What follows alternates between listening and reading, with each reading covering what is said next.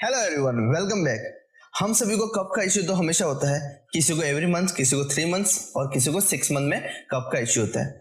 लेकिन कब हमको मेडिकल अटेंशन की सख्त जरूरत होती है, तो चलिए आइए डिस्कस करते हैं। अगर आपको कफ कंटिन्यू मोर देन 8 वीक से आ रहा है तो आपको मेडिकल अटेंशन की सख्त जरूरत है। अगर आपको कफ के साथ फीवर, चिल्स, नाइट स्वेट और वेट लॉस जैसे सिम्टम्स आ रहे हैं तो आपको मेडिकल अटेंशन की सख्त जरूरत है। अगर आपको कफ के साथ स्पुटम प्रोडक्शन के टाइम ब्लड आ रहा है तो आपको मेडिकल अटेंशन की जरूरत है। इसी तरह हेल्थ रिलेटेड वीडियो जाने के लिए सब्सक्राइब करना बिल्कुल मत भूलना। Thank you.